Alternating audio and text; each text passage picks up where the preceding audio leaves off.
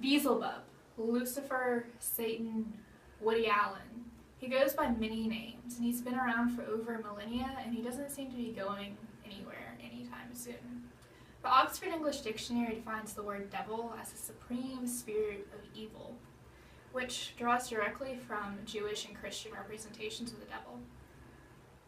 As time goes on, the appearance of the devil in film and literature has changed drastically, expanding to be more than just a singular being to an overpowering and controlling force.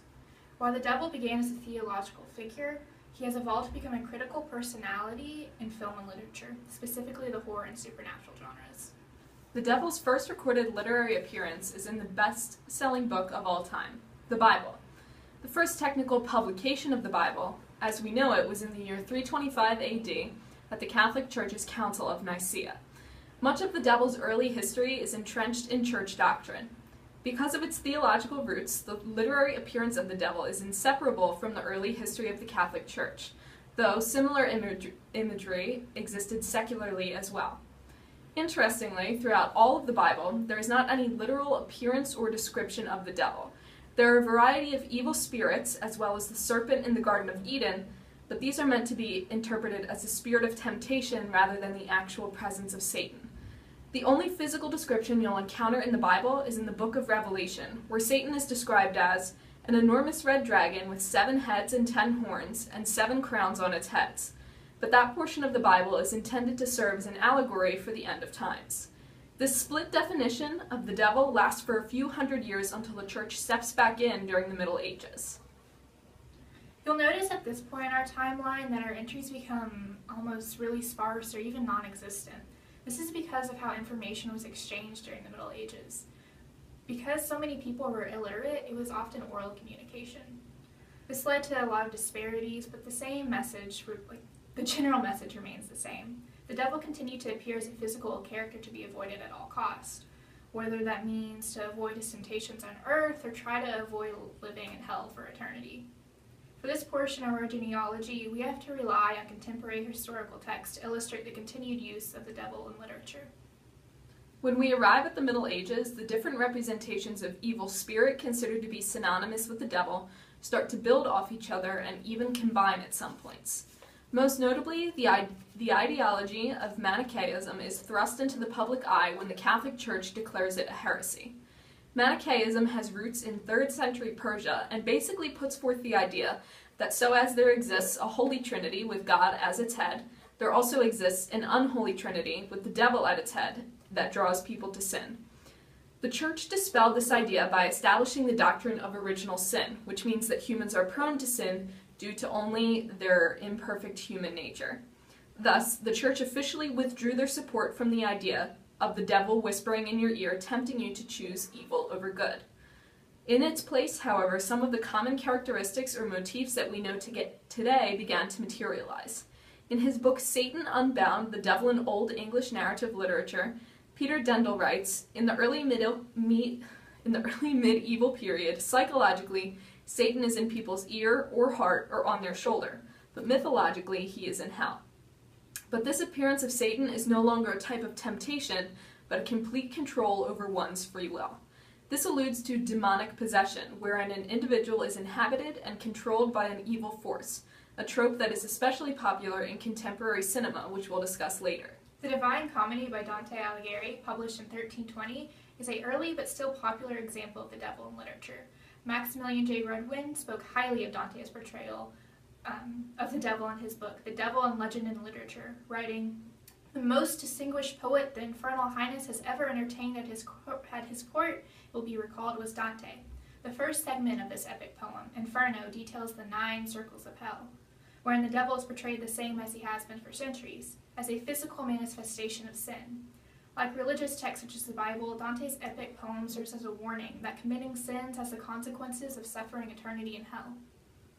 The majority of characteristics and motifs we associate with the devil developed between the 17th and 19th centuries, with many noteworthy texts being published during this time.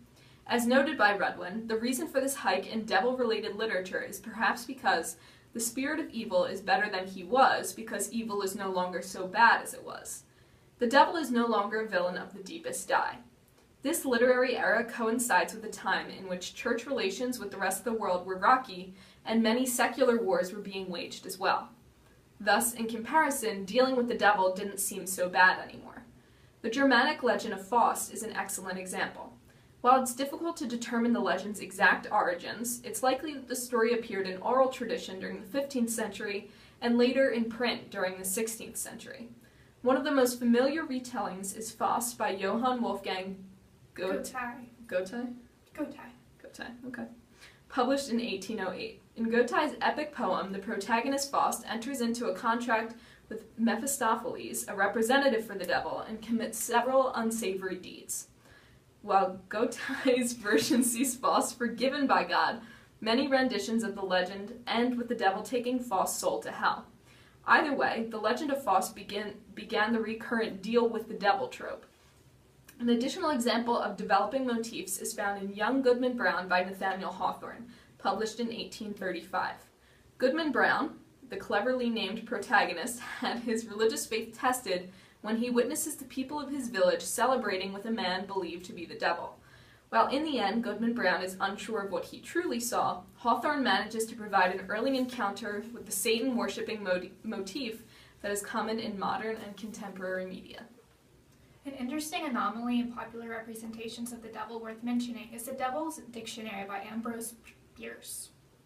Published in 1908, the devil isn't actually featured in this dictionary, but the spirit of evil we discussed earlier may be. Now available entirely online, the definitions written in this dictionary are heavily satirical, mocking societal standards and values. For example, the entry on love reads as follows. Love, noun.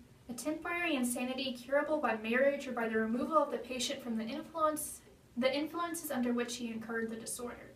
This disease, like caries and many other ailments, is prevalent only among civilized races living under artificial conditions. Barbarous nations breathing pure air and eating simple food enjoy immunity from its ravages. It is sometimes fatal, but more frequently to the physician than to the patient. The devil's appearances on screen began early in the film industry, just decades after the Devil's Dictionary is published. But it wasn't until the 1960s that the devil experienced a major shift from a religious representative to a cinematic caricature. One of the most highly rated films of all time, Rosemary's Baby by Roman Polanski, released in 1968, introduces the devil as a vicarious villain. I mispronounced that, but it's okay. The plotline of the film is centered around the deal with the devil and Satan-worshipping tropes that developed centuries earlier. The young housewife Rosemary falls the victim to a cult comprised of her own husband and neighbors, who plan on using her body as a vessel for the son of Satan himself. The demonic possession trope discussed by Peter Dindal also reemerged during this era. The Exorcist, directed by William Peter Blatty, released in 1973, follows the exorcism of young girl Regan. Significantly, both Rosemary and Regan represent innocent victims. The Oxford English Dictionary defines innocent as without experience or knowledge of, which greatly contrasts with the earlier characters we discussed. Faust, for example, willingly invited the devil into his own narrative. The tactic of using an innocent victim or protagonist, which is relatable to many audiences, as well as the availability of jump scares, is what made the devil a go-to horror movie villain. The demonic possession motif became extremely popular in the 2000s and 2010s.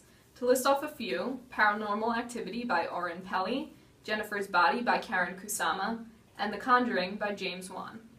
Those aren't the only contemporary examples of the devil in media, however. Eric Kripke's Supernatural, which first aired in 2007, features the devil as a major antagonist. However, this representation of the devil has many sympathetic qualities, a common trend in television and film that are outside of the horror genre. He didn't disappear from literature, however, even though it may seem that way. Horns by Joan Hill, published in 2010, features the protagonist Ig developing a devil-like appearance, including actual horns, following the death of his girlfriend. In the novel and film adaptation, various characters admit their sins to Ig, reflecting human vices, similar to the Devil's Dictionary from 1908. In our class, the notion of an evil spirit is a very common theme, though it isn't always synonymous with the devil. In Shakespeare's The Tempest, the character of Caliban is described as poisonous slave got by the devil himself, causing Prospero and Miranda to rebuke and revile him. This is similar to the early concept of the devil as a tempter, and an evil force to be avoided at all costs. In our other texts, however, similarities are much more sparse. Each of the monsters featured in these novels and short stories are generally remorseful or regretful of their perceived monstrosity or evil, such as the creation in Mary Shelley's Frankenstein. The devil, as he appears through literary history, is rarely featured in the first-person point of view, and so we never really find out how he feels about his wickedness. Thanks for watching. That's all we've got. This is B and I'm Emily, by the way, since we didn't introduce ourselves. It's fine.